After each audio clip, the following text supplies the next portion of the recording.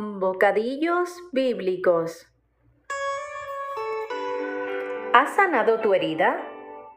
En el mundo actual, las personas suelen decir, yo perdono pero no olvido. Y esto es preocupante porque quien lo dice realmente no ha perdonado. Simplemente está fingiendo un simple perdón para no demostrar un mayor odio. Sabemos que en la vida nos costará algo perdonar a los demás cuando estamos heridos. Una reacción humana natural sería contraatacar para lastimar a quien nos ha hecho daño. Es aún más difícil cuando no aceptan nuestro perdón.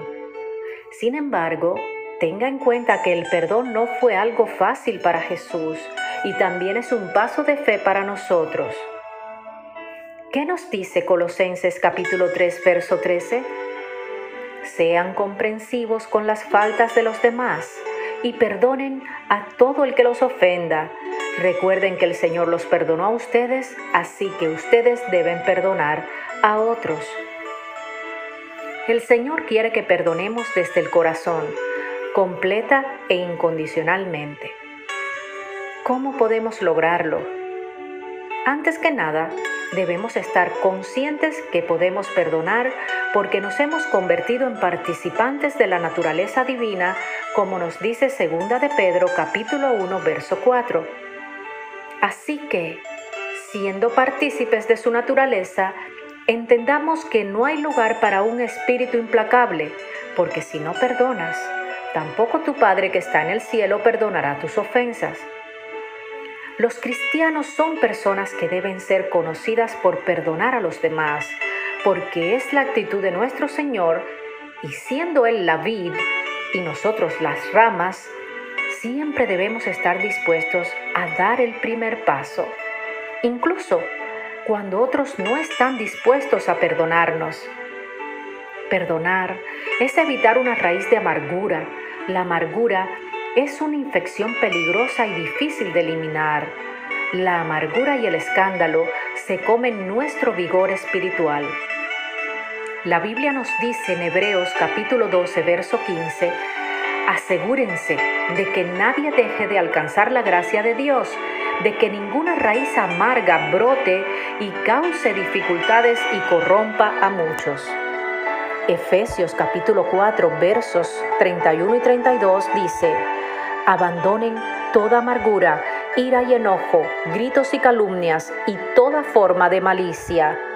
Más bien, sean bondadosos y compasivos unos con otros y perdónense mutuamente, así como Dios los perdonó a ustedes en Cristo. La base fundamental del perdón se encuentra en el sacrificio de Cristo en la cruz. Todo el perdón, tanto divino como humano, tiene como base este sacrificio. Isaías capítulo 43, verso 25. Yo soy el que borro tus rebeliones por amor de mí mismo, y no me acordaré de tus pecados. Lo que Dios hizo con nuestros pecados fue quitarlos de sobre nuestra persona y depositarlos en la persona de Cristo, donde fueron redimidos. El castigo y la justicia se cumplieron en la persona de Jesús, y el pecador queda libre del pecado y de la culpa, por tanto, también del castigo. Debemos notar que Dios cumple su justicia una sola vez. Por eso es que Él olvida el pecado y no inculpa más al pecador.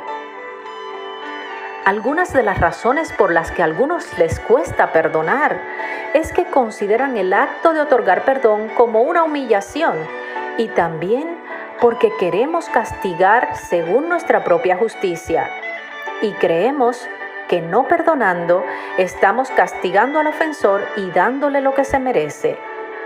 Cuando pensamos de esta manera, nuestro corazón está muy alejado de mostrar a Cristo a través de nuestros actos. Debemos aprender a separar el pecado del pecador, de la misma manera que Cristo nos perdonó a nosotros.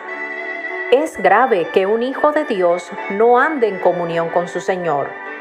Aquel que no perdona de acuerdo con el carácter de Dios y no se compromete con la vida del ofensor, no está siguiendo el ejemplo de Cristo y no está teniendo el sentir que tuvo Cristo Jesús, no mirando cada uno por lo suyo propio, sino cada cual también por lo de otros.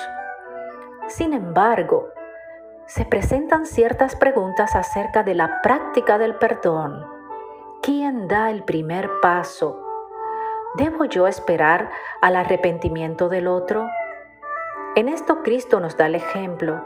En el libro de Lucas capítulo 23, verso 34, Jesús decía: Padre, perdónalos porque no saben lo que hacen. ¿Cuál fue la actitud de Esteban? En el libro de los Hechos capítulo 7, verso 60, y puesto de rodillas clamó a gran voz: Señor, no les tomes en cuenta este pecado. Y la del apóstol Pablo, en 2 Timoteo capítulo 4, verso 16. En mi primera defensa ninguno estuvo a mi lado, sino que todos me desampararon, que no les sea tomado en cuenta. Cada uno de ellos dio el primer paso para el otorgamiento del perdón. Y esto nos lleva a ver lo que está escrito en 1 de Juan capítulo 2, verso 6. El que dice que permanece en él debe andar como él anduvo. Que Dios me los bendiga a todos.